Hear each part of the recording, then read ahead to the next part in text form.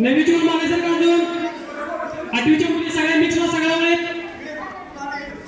सगळ्या वेळेत मिक्स व्हा.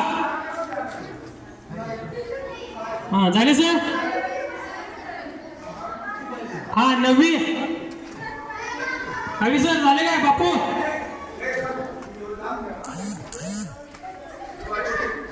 हा नववी चला त्या काढून एक मॅच होतो.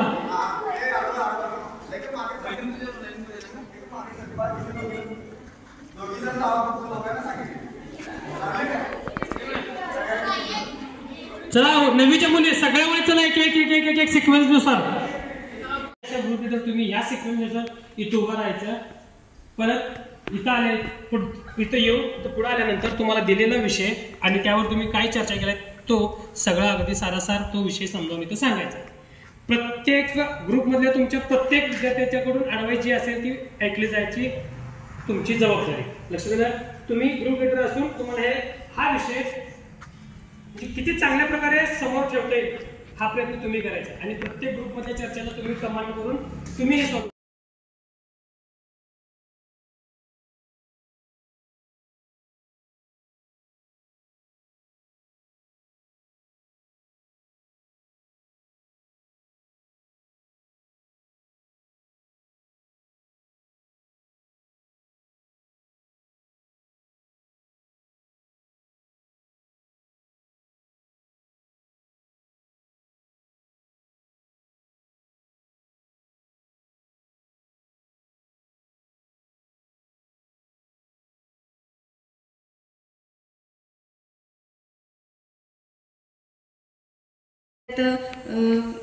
विविध लाकडं बिकडं जाळतात त्याच्यातून पण निघणारा धूर यामुळे जास्त प्रदूषण होतं. त्याचबरोबर पाणी प्रदूषणामध्ये आपण पर्यावरणाच्या ऱ्हासासाठी हा मानवच जबाबदार आहे. तर माणसाने हा सगळा मानवाने हे सगळं थांबवलं पाहिजे. आता मानव स्वतः कधी नष्ट होईल हे त्याला समजणार नाही. धन्यवाद. दाराची कडी वाजवू नये, नाहीतर भांडणे होतात. रात्रीची नक्की कापू नये, नाहीतर चांगलं होत नाही. मांजर आडवं गेलं तर एखाद्या कामात अडथळा येईल असं समजतात. रात्रीची शिट्टी वाजवू नये, झाडू उभा धरू नये, अशा अनेक प्रकारच्या अंधश्रद्धा जगात आहेत. त्या आपण पाळायची किंवा नाही हे आपल्यावर अवलंबून असते. आताच्या जगात विज्ञानाने साध्य करून दिलं आहे की अंधश्रद्धा ही आपल्या प्रत्येक कामात अडथळा निर्माण करते. त्यातील एक मोठी समस्या म्हणजे प्रदूषण. प्रदूषणाचे एकूण 3 प्रकार आहेत: जलप्रदूषण, वायू प्रदूषण आणि ध्वनी प्रदूषण. आणि जलप्रदूषणाची कारणे मधुर सांगेल.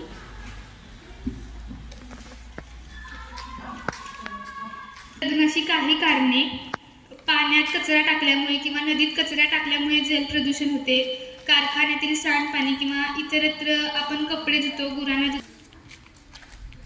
ढोल आणि सूरपेटी आणि ते पण आहे, झांजपथक पण आहे, बँड पथक. म्हणजे मी टीव्हीत बघितलंय. म्हणजे त्याचा अनुभव घेताना असं वाटतंय की त्या डॉल्बीपेक्षा जास्त आपले पारंपरिक जे वाद्य असतात ते ऐकण्यासाठी खूप मधुर असतं. शिक्षण व्यवस्था खूपच सुयोग्य झाली आहे. जिल्हा परिषदच्या शाळांमध्ये अनेक नवीन वस्तू आल्या आहेत व त्यानुसार उपक्रमही नवे राबवले जातात. जिल्हा परिषदच्या शाळांमध्ये प्रशस्त मैदान असते, त्यामुळे या शाळेमधील मुलांचा शारीरिक व्यायामही होतो आणि या व्यायामामुळेच मुलांचे मनही उत्साही असते. मी विवेकानंद. माझा विषय आहे आजची शिक्षण व्यवस्था.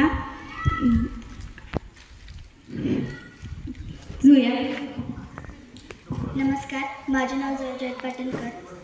मी या विषयावर मत मांडत आहे. आजची शिक्षण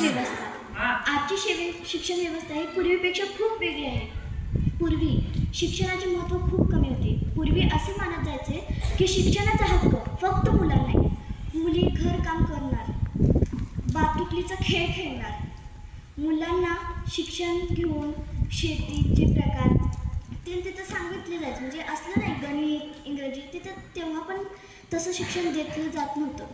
आताची शिक्षण व्यवस्था खूप चांगली आहे आणि 2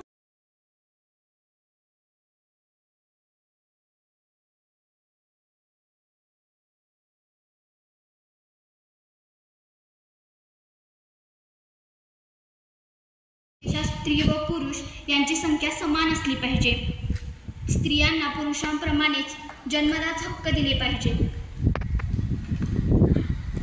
स्त्री पुरुष असमानतेचे दुष्परिणाम. स्त्री पुरुष समानता नसेल तर देशाची प्रगती होणार नाही. स्त्री व पुरुषांमध्ये समानता नसेल तर त्यांच्यामध्ये वाईट विचार निर्माण होतात व देशाची व राष्ट्राची प्रगती होऊ शकत नाही. 5 आणि आमचा विषय आहे अंधश्रद्धा ही सगळ्यांनाच म्हणजे माहिती असते. पहिल्या काळात तर लईच अंधश्रद्धा मानत होतात आणि आत्ताच्या काळात तरी मानत नाही आहेत. अंधश्रद्धा चप्पल घराच्या आमच्या ग्रुपचं नाव आहे जाशीर राणी. ग्रुप क्रमांक 1 विषय प्रदूषणाचे वेगवेगळे प्रकार आहेत, जसे की वायू प्रदूषण, ध्वनी प्रदूषण, हवा प्रदूषण, जल प्रदूषण. हे नैसर्गिक निर्मिती नसून मानव निर्मिती आहे. आज सुरू असलेल्या समाजभान शिबिरामध्ये गट चर्चा या कार्यक्रमामध्ये स्त्री पुरुष समानता हा विषय आम्हाला भेटलेला आहे. ग्रुप नंबर 4 रमाई ग्रुप, यामधून मी ग्रुप लीडर धनश्री डाकवे आजच्या काळातील म्हणजे स्त्री पुरुष समानतेविषयी माझे मत व्यक्त करत आहे. तर पूर्वीच्या काळी आपल्याला सर्वांनाच माहीत आहे की स्त्री आणि पुरुषामध्ये किती भेदभाव होत होता. स्त्रियांच्या पायात अन्यायाच्या बेड्या होत्या. त्यांच्यावर होणाऱ्या अन्यायाविरुद्ध आवाज उठवू शकत.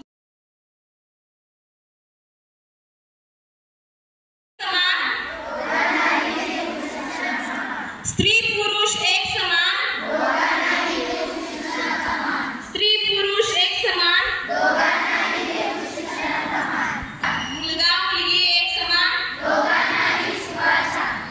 यानंतर माझ्या ग्रुपमधली काजल तिचं मत व्यक्त करेल आणि आभार मानतो. नमस्कार, माझे नाव काजल. आता जसं धनश्री दीदीनं सांगितलं की स्त्री पुरुष यांच्यामध्ये भेद नाही केला पाहिजे. तसंच जर आपल्याला आपल्या भारताला जर प्रगत करायचं असेल तर या भेदाच्या बंधनातून पुढे जावा आणि स्त्री पुरुषांना दोघांनाही समान करा. पाटील, माझ्या गटाचं नाव कस्तुरबा गांधी. गट नंबर 8. माझा गटाचा विषय आहे पर्यावरण. पर्यावरण म्हणजे आपल्या सभोवतालचे